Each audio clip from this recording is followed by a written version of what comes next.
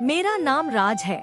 मैं 21 साल का हूँ और हाल ही में अपनी पढ़ाई पूरी करके एक अच्छी कंपनी में नौकरी शुरू की है।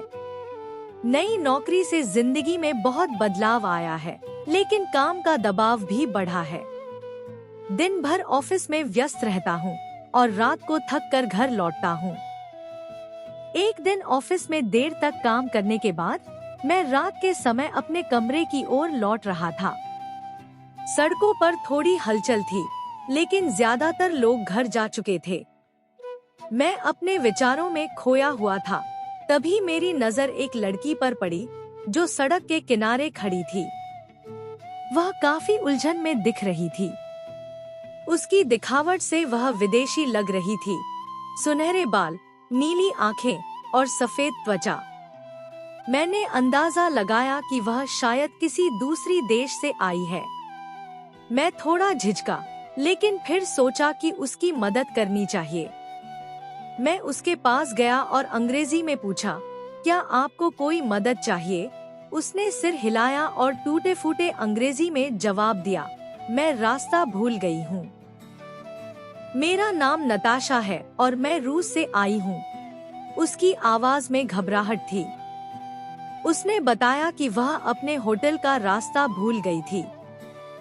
उसे देखकर समझ में आया कि वह यहाँ की भाषा और जगहों से अनजान थी। मैंने उसकी परेशानी समझी और उससे होटल का नाम पूछा। उसने एक छोटे से कागज पर होटल का नाम लिखा हुआ दिखाया। होटल मेरे घर के रास्ते के करीब ही था, तो मैंने उसे कहा, आप चिंता मत करें, मैं आपको होटल तक छोड़ देता हूँ। वह थोड़ा आश्वस्त हुई और हम दोनों होटल की तरफ चलने लगे। रास्ते में चलते हुए हमारी बातचीत शुरू हुई। मैंने उससे पूछा कि वह भारत क्यों आई है। उसने बताया कि वह एक टूरिस्ट है और भारत की संस्कृति और इतिहास से बहुत प्रभावित है। उसने यह भी बताया कि वह एक फोटोग्राफर है और भारत की खूबसूरती को अपने कैमरे में कैद करने के लिए यहाँ आई है। उसकी बातें सुनकर मुझे लगा कि वह सिर्फ एक पर्यटक नहीं, बल्कि भारत को गहराई से समझना चाहती है। नताशा की आंखों में उत्सुकता और उसके चेहरे पर मुस्कान थी। उसने कहा, मैंने भारत के बारे में बहुत कुछ सुना है और मुझे यहाँ के लोग और संस्कृति को करीब से देखना है। उसकी बातें सुनकर मुझे बहुत अच्छा लगा। हम दोनों दिल्ली की सड़कों पर चलते रहे। मैंने उसे शहर के बारे में कुछ खास बातें बताईं। वह भारतीय संस्कृति और यहाँ के रीति रिवाजों के बारे में बहुत सवाल पूछ रही थी। मैंने उसे बताया कि दिल्ली एक ऐसा शहर है जहाँ पुरानी और नई दुनिया का मिलन होता है। यहाँ के किले, मंदिर और बाजार भारतीय इतिहास के अलग अलग पहलुओं को दर्शाते हैं। नताशा हर बात में बहुत रुचि ले रही थी। वह बार बार अपने कैमरे से कुछ तस्वीरें खींच रही थी, जैसे वह हर पल को अपने साथ ले जाना चाहती हो।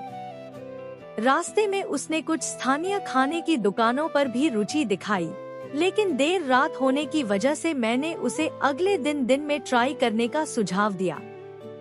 कुछ समय बाद हम उसके होटल पहुँचे। नताशा ने राहत की सांस ली और मुझे धन्यवाद कहा। तुम्हारे बिना मुझे नहीं पता था कि मैं कैसे वापस पहुँचती, उसने मुस्कुराते हुए कहा। मैंने कहा, कोई बात नहीं, यह तो मेरी खुशी है कि मैंने आपकी मदद की। अगर आपको कल शहर में घूमने में मदद चाहिए तो मुझे बताइएगा। वह मेरे इस सुझाव से खुश हुई और कहा, अगर तुम फ्री हो तो कल मेरे साथ घूम सकते हो। मुझे किसी ऐसे व्यक्ति की जरूरत है जो मुझे शहर के असली रंग दिखा सके। मैंने हामी भर दी और इस तरह हम दोनों के बीच एक नई दोस्ती की शुरुआत हुई। अगले दिन मैं नताशा से उसके होटल के बाहर मिला। हमने योजना बनाई कि दिन भर दिल्ली के मशहूर स्थलों की सैर करेंगे। सबसे पहले हम लाल किला गए, जहां उसने भारतीय इतिहास और मुगलों के बारे में बहुत कुछ सीखा। वहां की सुंदरता और वास्तुकला ने उसे मोहित कर लिया। इसके बाद हम कुतुब मीनार और इंडिया गेट गए। हर जगह उसने अपने कैमरे से कई तस्वीरें खींची। वह हर जगह की खूबसूरती में खोई हुई थी। हम दोनों ने एक दूसरे से बहुत सारी बातें की और धीरे धीरे एक दूसरे को और भी बेहतर तरीके से जानने लगे। मैंने उसे भारतीय खाने के बारे में भी बताया और उसने बड़े उत्साह से कहा कि वह भारतीय खाने को चखने के लिए उत्सुक है। नताशा को भारतीय संस्कृति और यहाँ के रीति रिवाजों के बारे में जानने में बहुत रुचि थी। उसने मुझसे कई सवाल पूछे, भारतीय त्योहारों, पारंपरिक कपड़ों और यहाँ के लोगों के रहन सहन के बारे में। मैंने उसे दिवाली और होली जैसे त्योहारों के बारे में बताया और साथ ही यह भी समझाया कि भारत में धर्म और आध्यात्मिकता का कितना महत्व है। वह भारतीय पारंपरिक कपड़ों को लेकर बहुत उत्सुक थी, इसलिए हमने बाजार में घूमते हुए कुछ साड़ियाँ और कढ़ाई किए हुए दुपट्टे देखे। नताशा ने एक खूबसूरत साड़ी खरीद ली और कहा कि वह इसे रूस में पहनकर अपने दोस्तों को दिखाएगी। दिन भर की सैर के बाद हम एक छोटी सी चाय की दुकान पर रुके। वहाँ पर हम चाय और समोसे खा रहे थे। तभी अचानक नताशा ने कहा, मुझे यह सब बहुत पसंद आ रहा है, लेकिन भाषा की समस्या मुझे थोड़ा परेशान कर रही है। मैंने उसे आश्वासन दिया कि अगर वह धीरे धीरे हिंदी सीखने की कोशिश करे तो उसे यहाँ की भाषा समझने में कोई दिक्कत नहीं होगी। उसने मुझसे कुछ हिंदी के शब्द और वाक्य सीखने की कोशिश की और यह देखकर मुझे बहुत खुशी हुई कि वह भारत के साथ इतना जुड़ने की कोशिश कर रही थी। कुछ दिन बाद नताशा को वापस रूस लौटना था। हमारी दोस्ती अब गहरी हो चुकी थी। उसने मुझे एक आखिरी बार मिलने के लिए बुलाया। उस रात हम एक कैफे में मिले और साथ बैठकर पुराने दिनों की बातें की। उसने कहा, यह यात्रा मेरे जीवन का सबसे अच्छा अनुभव रहा। तुमने मेरे लिए भारत को और भी खास बना दिया है। उसकी बातें सुनकर मैं भी भावुक हो गया। उसने मुझे अपने कैमरे से ली हुई कुछ तस्वीरें दिखाईं और कहा कि वह रूस लौटकर एक फोटो एग्जीबिशन करेगी जिसमें भारत की झलक होगी।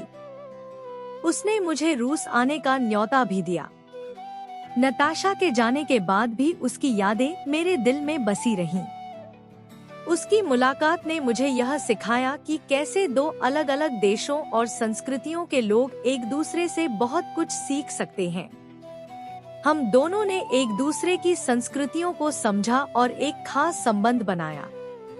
नताशा की तस्वीरें, उसकी बातें और उसके साथ बिताया समय मेरे लिए हमेशा यादगार रहेगा। मुझे यह एहसास हुआ कि इंसानियत, दोस्ती और सांस्कृतिक जुड़ाव किसी भी सीमा या भाषा से परे होते हैं।